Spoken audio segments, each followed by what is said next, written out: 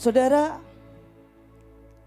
ada banyak dari kita mungkin berpikir bahwa pada waktu Tuhan menginginkan kita menaikkan korban, itu adalah sesuatu yang Tuhan sepertinya seolah-olah suka menekan kita dan membuat kita menderita.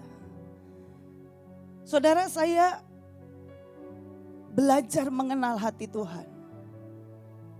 Dan saya percaya sekali. Saudara, Alkitab berkata kesalehan kita seperti kain kotor di hadapan Tuhan. Dengan cara apapun dari sudut manapun. Saudara, kita cuma ditemukan sebagai orang-orang yang suka bermain dengan titik terendah hidup kita. Titik termalas kita. Titik teregois kita. Titik terjahat di hidup kita. Dan itu seperti yang tadi Joshua bilang. Seperti menaruh pasir di atas makanan seenak semahal apapun. Tuhan tidak bisa menikmatinya. Saudara, dalam belas kasihannya, dalam kesakitannya, kerinduannya untuk melihat kita diselamatkan. Melihat bangsa ini diselamatkan. Adalah cuma dengan cara menolong kita menaikkan korban. Saudara, hari ini Tuhan ingin kita belajar tentang yang namanya belas kasihan. Saudara, tanpa kita mengerti belas kasihan, kita bahkan tidak pernah tahu dan kenal betapa Allah sangat berbelas kasihan dengan kita. Sehingga Dia sungguh-sungguh berkata dengan segala cara, aku akan tambahkan nilai kekekalan dalam hidup manusia. Hanya supaya iblis tidak punya alasan satupun, sekecil apapun, untuk menuntut kita kepada kebinasaan. Saudara, itulah namanya belas kasihan Tuhan buat hidup kita. Kalau kita tidak pernah mengenal itu, sesungguhnya bahkan kita tidak tahu bagaimana berbelas kasihan dengan hidup kita, dengan orang lain, bahkan dengan Indonesia. Saudara, kita buka satu ayat di 2 Korintus 1 ayat 3 sampai 4. 2 Korintus 1 ayat 3 sampai 4. Saudara, firman Tuhan berkata, terpujilah Allah, Bapa Tuhan kita Yesus Kristus, Bapa yang penuh belas kasihan dan Allah sumber segala penghiburan, yang menghibur kami dalam segala penderitaan kami, sehingga kami sanggup menghibur mereka yang berada dalam bermacam-macam penderitaan dengan penghiburan yang kami terima sendiri dari Allah. Saudara, dikatakan di firman itu bahwa Dia, Bapa Yesus Kristus Tuhan kita, adalah Bapa yang penuh belas kasihan. Tanpa belas kasihan, setiap kita tidak akan kenal yang namanya penghiburan. Saudara, di sepanjang perjalanan kita bisa mengerjakan banyak hal sebagai tugas. Dan tidak ada hati di sana. Dan selesai. Tapi kita hanya sekedar menyelesaikan tugas, tapi kita tidak pernah kenal Bapa yang penuh belas kasihan. Saudara, di firman itu dikatakan, di bahasa terjemahan lain dikatakan Dia adalah the Father with a heart of compassion. Saudara, tanpa kita mengenal bagaimana Tuhan berbelas kasihan dengan kita tidak akan pernah bisa berbelas kasihan dengan sesuatu yang lain. Tanpa kita kenal Tuhan berbelas kasihan dengan kita tidak akan pernah berbelas kasihan dengan diri kita sendiri. Kita cenderung menghukum diri kita ketika kita gagal. Saudara, kita perlu punya perjalanan dengan Bapa yang penuh belas kasihan. Tanpa itu kita tidak akan bisa melakukannya. Saudara, kenapa penting? Karena ternyata waktu kita tidak mengenal itu, dalam perjalanan hidup kita, semua kita akan kerjakan baik tugas. Kita akan tidak punya ruang di hati kita untuk menerima saudara kita yang jatuh, gagal, atau mungkin cacat dan gak sehebat kita. Saudara, kasihan beda dengan belas kasihan. Saudara, kasihan itu begini loh. Kalau saudara lihat pengemis minta-minta di jalan, saudara hidupnya itu buat makan aja gak bisa. Minimal saudara kasih harga 1 nasi bungkus buat dia dan minum. Tapi karena saudara kasihan, kadang cuman kasihan ya. Dan akhirnya saudara buka kaca kasih 2.000. 2.000 itu gak dapat 1 nasi bungkus dan 1 botol minum, saudara. Itu kasihan. Saudara, seringkali kita memudahkan segala cara dan berpikir kita sudah cukup berbelas kasihan, padahal tidak. Tidak ada hati yang terlibat di sana. Tidak ada hati yang sungguh-sungguh berkata, Tuhan, aku letakkan korban demi saudaraku menemukan sebuah kebenaran. Kalau saudara harus meletakkan korban dengan mengasihi, dengan mengampuni, dengan menerima dia apa adanya, dan bahkan dengan menyayangi dia sekalipun dia malas. Dan saudara akan berkata, aku temani kamu, aku dorong kamu, aku semangati kamu. Sampai kita lihat Tuhan menyentuh hatinya. Banyak dari kita berkata sibuk. Saudara, kata compassion itu punya arti dari 2 kata, com dan passion. Com itu with, passion itu di sini artinya penderitaan. Jadi kalau saudara mau masuk dalam fase belas kasihan, saudara harus seperti artinya dengan penderitaan. Saudara harus bisa merasakan apa yang orang ini struggle di sana, berjuang di sana. Saudara, contoh di Alkitab, pada waktu seorang Samaria yang baik hati, dia lewat sebuah padang pasir perjalanan. Di situ sepi, tidak ada siapapun, dan dia bertemu dengan seseorang korban dirampok dan dipukuli babak belur, luka sana sini. Saudara, itu perjalanan adalah titik di mana antara Yeriko dan Yerusalem. Saudara, Yeriko itu adalah kota para imam. Yerusalem itu adalah semua tempat peribadatan.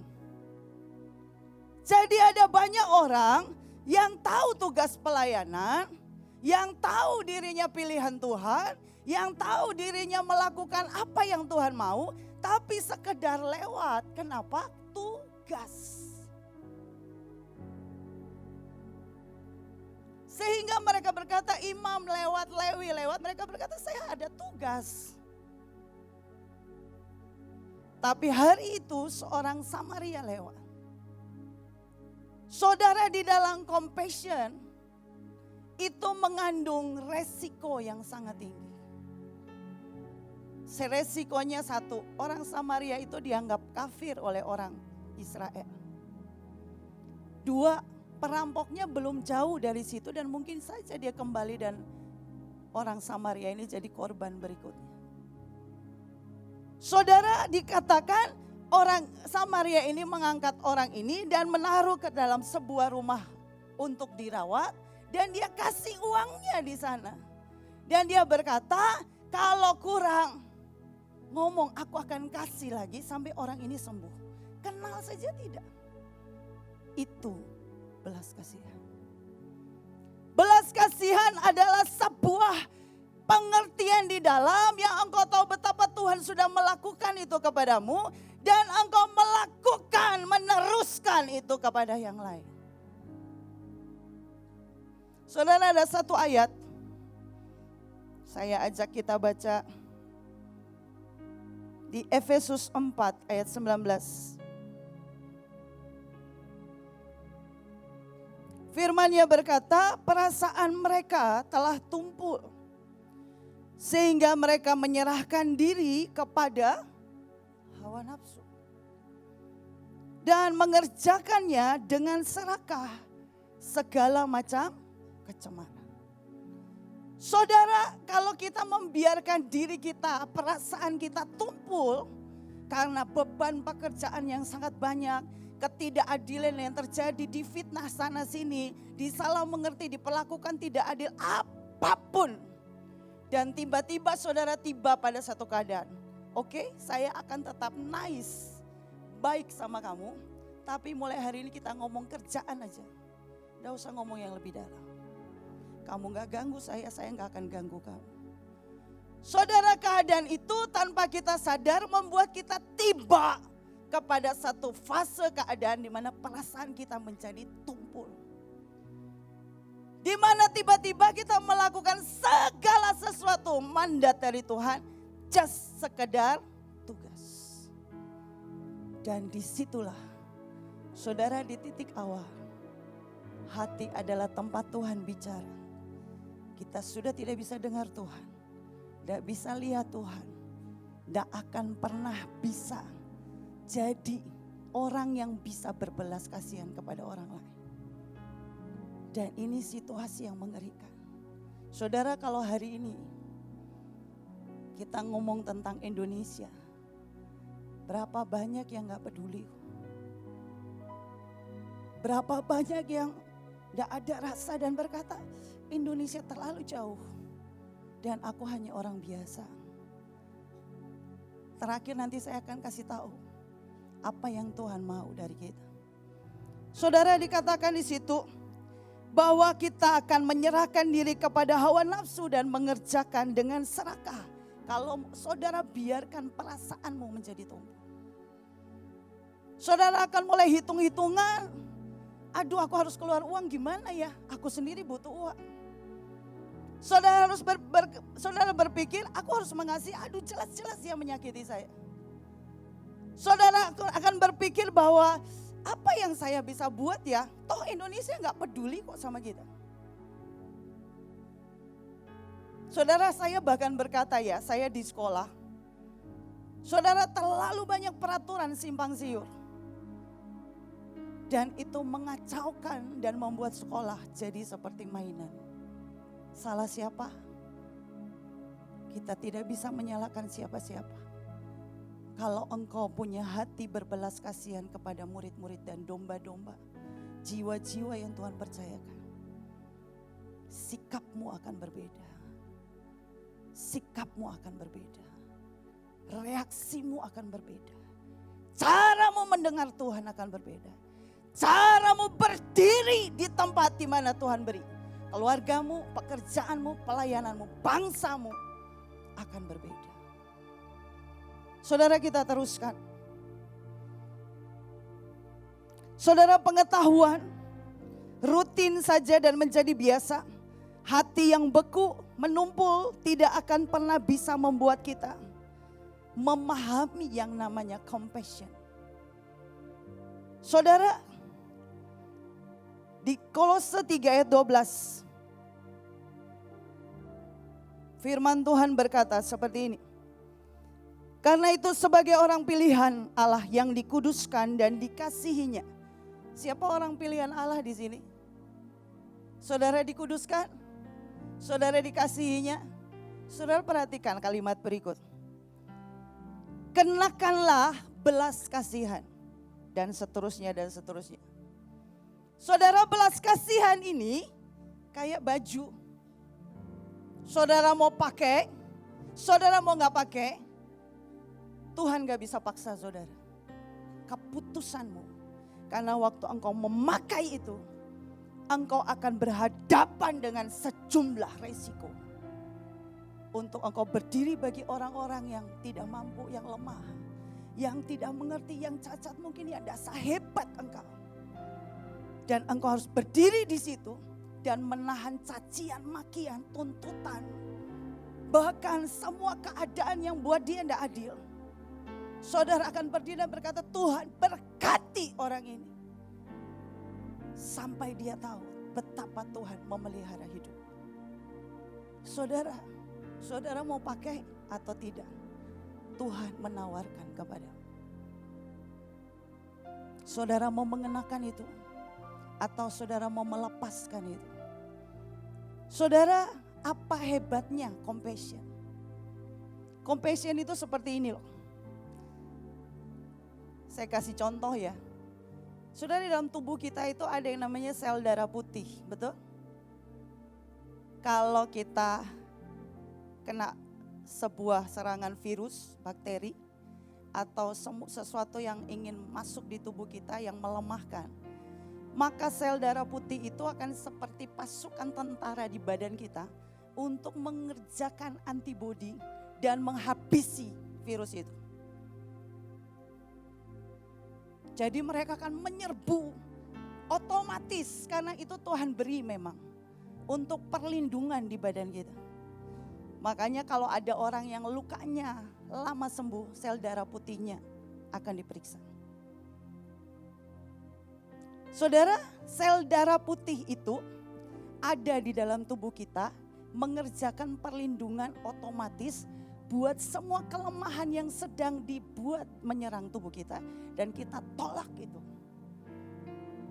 Saudara, setiap orang yang lahir dari Allah, Yesus Kristus adalah artinya yang diurapi.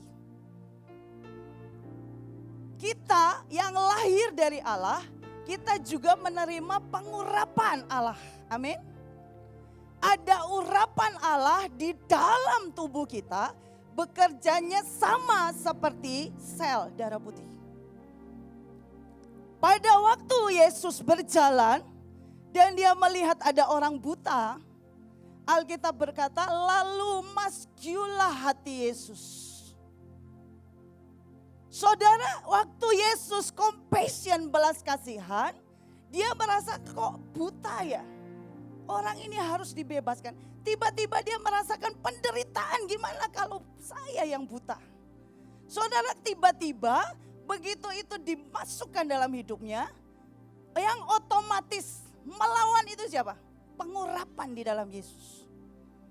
Dan waktu pengurapan itu menolak kebutaan, Yesus dengan berkata, dalam nama Yesus sembuh, berjalan, angkat tilammu dan berjalanlah. Sembuh. Sembuh. Jadi saudara, belas kasihan itu kayak gitu. Waktu engkau melihat sesuatu dan tiba-tiba hatimu tergerak oleh belas kasihan, urapan yang ada di dalammu akan bekerja otomatis seperti sel darah putih. Dia akan menghardik dosa. Dia akan menghardik kebutaan. Dia akan menghardik ketulian. Dia akan menghardik segala sesuatu bentuk yang menghalangi kita untuk lawatan. Tapi kalau kita melihat cuma biasa saja, pertanyaannya, apakah ada belas kasihan di dalam kita? Saya berdoa, saya tidak akan panjangkan khotbah saya. Saya tutup dengan satu ayat terakhir.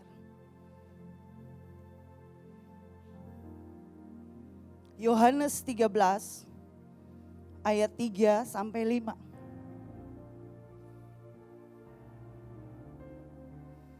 Saudara, firman-Nya berkata, Yesus tahu bahwa Bapanya telah menyerahkan segala sesuatu kepadanya.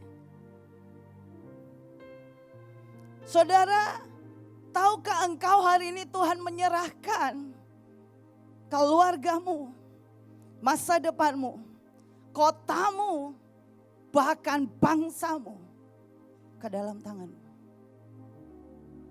Saudara tahu atau tidak tahu? Tahu? Saudara percaya? Saudara, ini yang Alkitab katakan. Dan bahwa ia datang dari Allah dan kembali kepada Allah.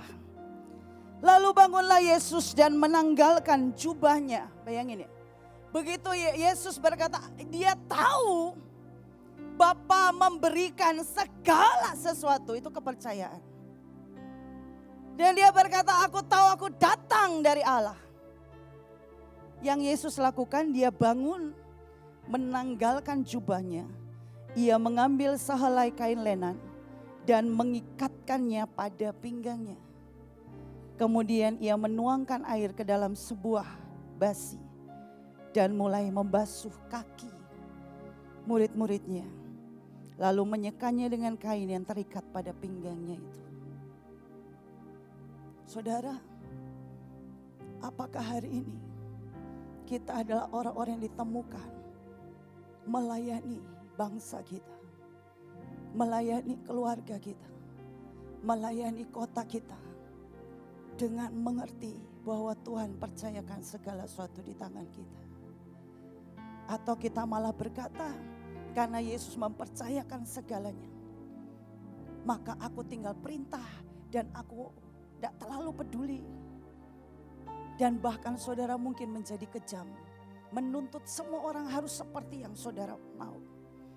Serohani saudara, serajin saudara, sehebat saudara.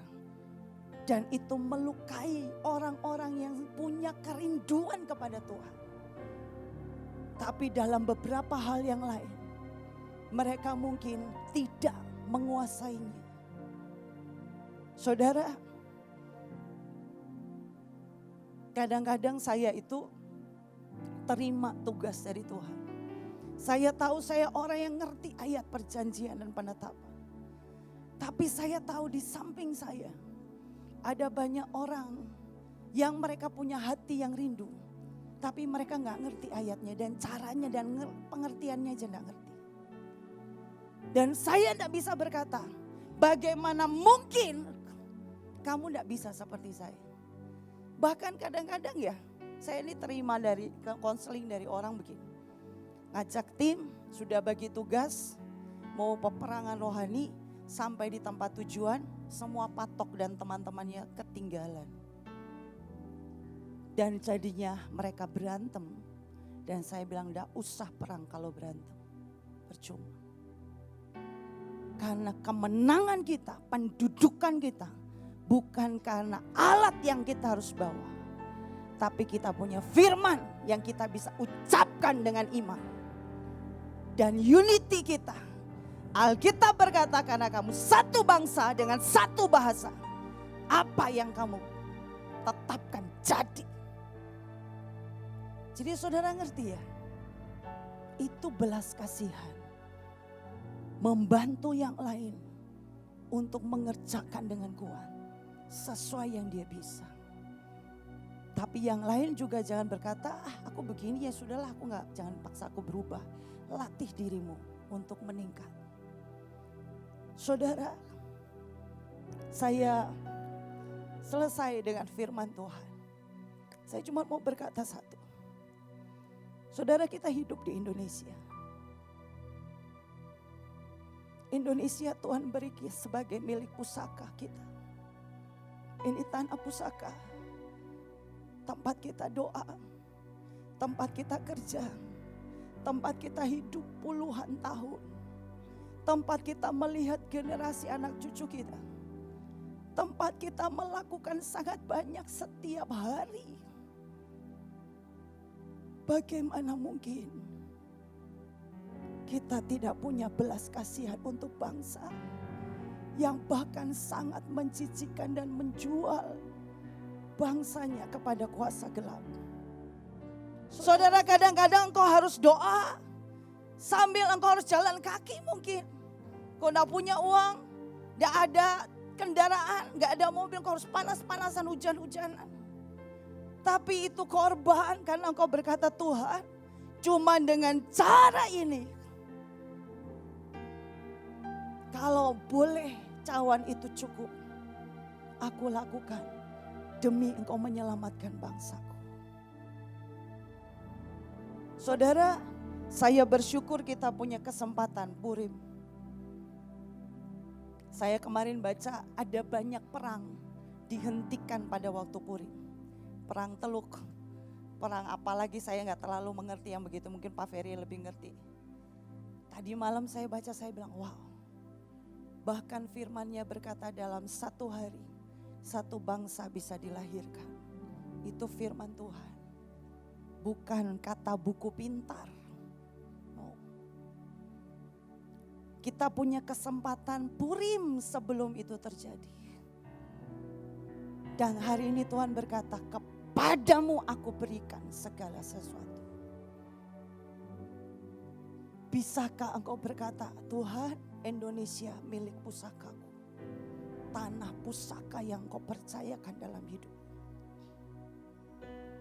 Aku akan cry out sampai cawan itu cukup. Dan surga turun melakukan sesuatu. Saudara, akhir tahun lalu 5 menit kita berdoa dengan bolong, dengan liburan, dengan gak peduli, dengan baca kayak air. Pokoknya semua unity dan melakukan menaikkan itu di hadapan Tuhan. Karena belas kasihan Tuhan. Saudara tahu enggak? Kita menahan 12 gunung berapi yang aktif yang harusnya meledak, meletus di akhir tahun. Gak terjadi itu. Kita menahan peringatan tsunami 5 pulau besar di Indonesia. Gak terjadi. Doa yang model kita loh. Kenapa? Tuhan berkata, aku sudah percayakan segala sesuatu. Mari putuskan, kenakan jubah belah kasihan. Mari putuskan hari ini kita akan cry out, benar-benar teriak, Tuhan tolong bangsaku. Cuma dengan cara itu surga akan melakukan semua kemahatauan dan kemahakuasaannya yang sangat kekal itu. Kenapa? Ada cawan cry out yang cukup di hadapan Tuhan. Dan membuat iblis tidak bisa memunculkan dirinya. Saudara, kenapa kita harus lakukan? Kita harus tahan dan kita harus selesaikan semua tugas penginjilan, mandat, otoritas, lawatan. Kita diangkat di awan-awan, baru boleh masa aniaya dilepas. Amin. Amin. Saudara, ada seorang nabi tiba-tiba menghubungi dan berkata, kalau kamu tidak pertahankan bangsamu, maka kalau Indonesia tidak terjadi lawatan, seluruh dunia akan kehilangan kesempatan itu. Mereka menantikan dan mendoakan itu. Dan mereka berkata, Tuhan berkata, kalau kamu bisa melakukan pertobatan Niniwe sampai ternaknya puasa, maka Tuhan berkata ini bisa ditahan sampai 7 tahun. Sampai kita diangkat, baru masa aniaya besar itu dilepas. Saudara mau? Dari sekarang, keluarkan seluruh tenagamu. Saudara, ada hari di mana sebelum Esther menghadap raja, Mordekai keliling ke jalan-jalan melolong-lolong, berteriak dan berkata, Tuhan, Tuhan, selamatkan bangsaku. Dia melolong seperti orang gila. Dan dia berkata, cuma dengan cara ini kalaupun kami harus mati di hari ini, setidaknya ada teriakan jeritan yang naik di hadapan Bapa.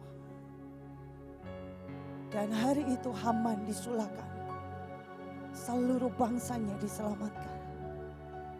Saudara, beranikah engkau berkata, karena Tuhan sudah beri Indonesia di dalam hidupku, engkau meletakkan korban bukan lagi dengan serakah, hitung-hitungan dengan hawa nafsu. Tapi engkau berkata, kalau cuman ini yang saya beri, murah Tuhan. Terlalu murah. Engkau tidak pernah minta saya dipenjara karena Injil. Engkau tidak pernah minta saya digoreng karena Injil. Engkau tidak pernah minta saya disalib terbalik karena Injil. Dan kalau hari ini Tuhan berkata, teriak nak, teriak dan minta keselamatan, maka lakukan dengan seluruh compassion, seluruh belas kasihan.